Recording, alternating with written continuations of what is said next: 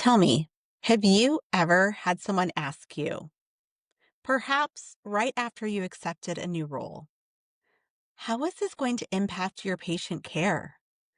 Or maybe it was the question, are you going to miss seeing patients? I get asked that question every single time I take a new role. And honestly, I think it's a great question. And it's one that I have to ask myself every time I consider a change. Because for many of us in medicine, patient care is truly at the heart of why we started this journey in the first place. It is at the heart of where we find connection, meaning, and that daily reminder that what we do truly matters. And that's true even on the hard day. So when that part of our professional identity changes, whether you are taking on more leadership roles, whether you're increasing your teaching responsibilities or your administrative time, it can certainly stir up a mix of emotions, be it pride, excitement, guilt, sadness, and even relief. Hi there, I am Dr. Santina or Tina Wheat. I am a family physician, an educator, and a career and life coach. And I am dedicated to helping healthcare workers. And I am dedicated to helping healthcare workers conquer their chaos and get to calm. And today, I want to talk about what it is really like to transition to seeing fewer patients, why it is okay to feel conflicted, how you can navigate it thoughtfully, and how you can find meaning and purpose on the other side. So let's start with why this question even matters. Now, when you make a shift in your role, people often focus on what you are, quote unquote, leaving behind. There are fewer clinic sessions, fewer patients, maybe fewer direct encounters. But what is harder to talk about is what that feels like. For many physicians, this change can happen for a variety of reasons. Maybe you have been promoted into a leadership position that comes with more administrative time. Maybe you have taken on a teaching role or a system level project. Maybe you are changing locations or you are stepping away from direct clinical care entirely. Or maybe you've made a decision to decrease the amount of time that you're working for whatever reason in the season of life that you are in. And each of those changes can bring up something completely different emotionally. For those of us who have built our careers on patient relationships, especially in fields like mine of family medicine, this can feel like a genuine loss. Those day-to-day interactions are how we see our impact the most clearly. So when that changes, it is completely normal to grieve. That is even true if the change is something that you wanted and strived for. I think that we sometimes underestimate how attached we are to that identity of being the clinician, the one who helps, who listens, who is there. And when that role shifts, even slightly, it can feel like a small piece of who you are is shifting also. So let's talk about how both grief and relief can exist at the same time, because that's a hard thing to accept, but it is really important. Grief and relief can coexist. Let me say that again. Grief and relief can coexist. You can deeply value patient care and also feel relief at not spending all your time in the clinic. Both of those things can be true. They are not mutually exclusive. Some of us find that 100% clinical care simply is not sustainable long term. And it's not because we don't love it, but because of how modern medicine is structured. There's the pace, the documentation, the constant push to do more with less. It can wear down even the most dedicated clinician. Many physicians who I have coached have told me that even when they love patient care, they sometimes feel like they are just another cog in the wheel. And that's painful because you are still doing meaningful work, but you are not always having the experience of that work being meaningful. So when opportunities arise to step into teaching, to leadership, or advocacy, it can be both exciting, exhilarating, and relieving. You are still caring for patients. You're just caring for them in a different way. By supporting learners, improving systems, shaping culture, with all of those things, you are expanding your impact. And if you feel relief, well, that doesn't make you less of a physician or clinician.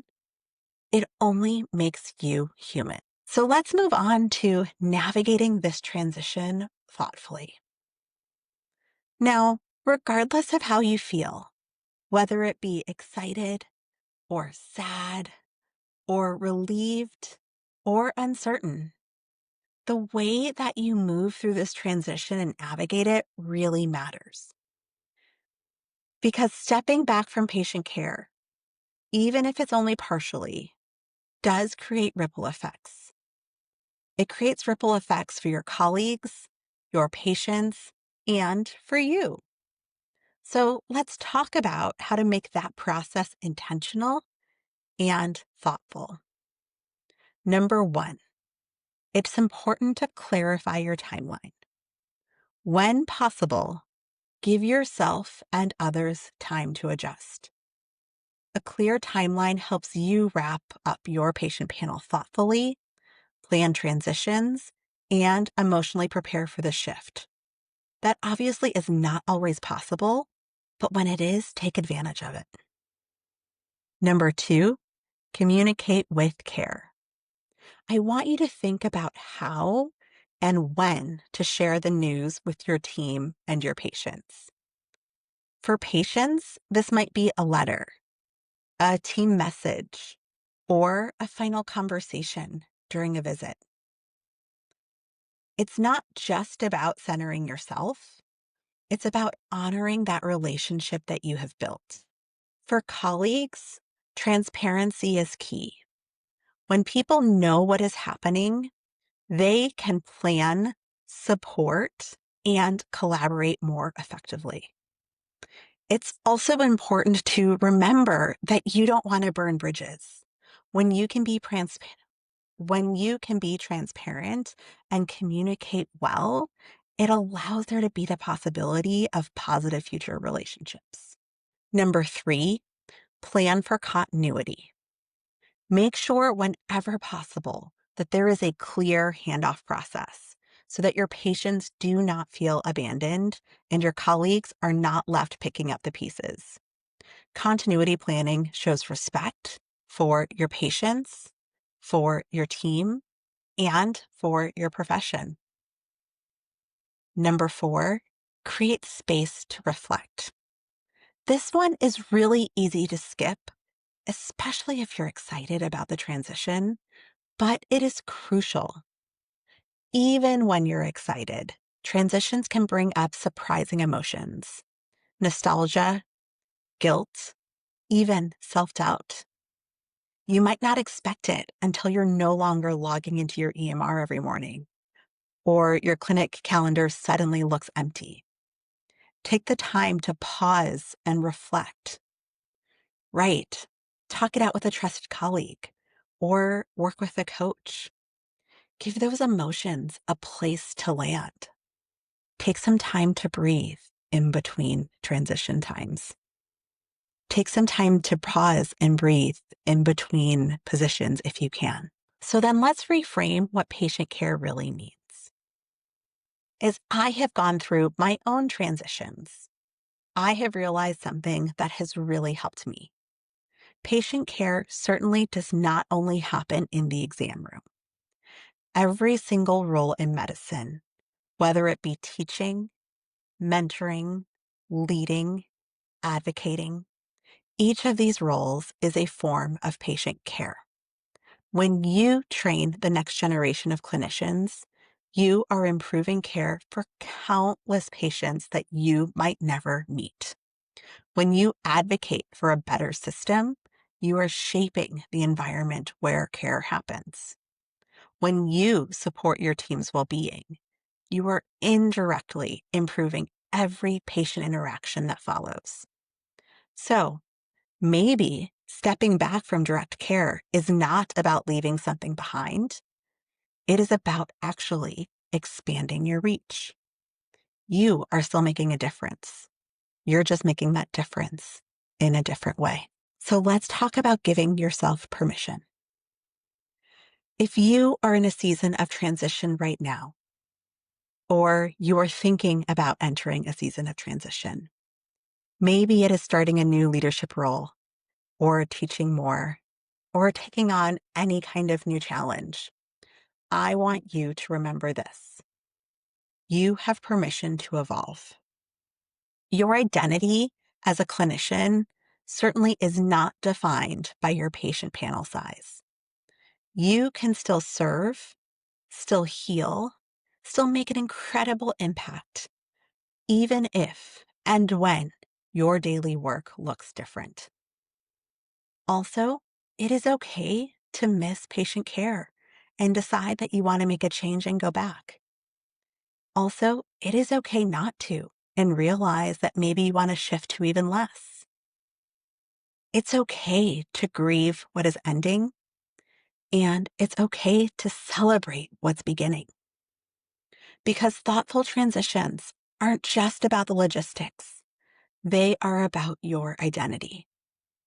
Honor what has been, make space for what is next, and trust that your purpose in medicine can grow right alongside you.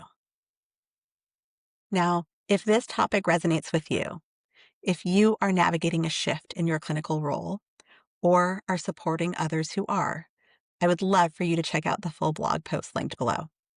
And I am also thrilled to share that my new podcast, The Hidden Load, a podcast for the leaders and educators in medicine, is launching soon, October 20th. In it, we will explore the emotional and invisible weight that comes with the educators and leaders in medicine, and how to lighten that load while staying grounded in purpose. You can find the trailer now on Apple Podcasts or other places that you find your podcasts, including here on YouTube, and I will drop the link in the description. Thank you for spending this time with me. And remember, your career can change, your impact can evolve, and your purpose can grow with you. Don't forget to like this video and subscribe to the channel so that you get notified and never miss another video.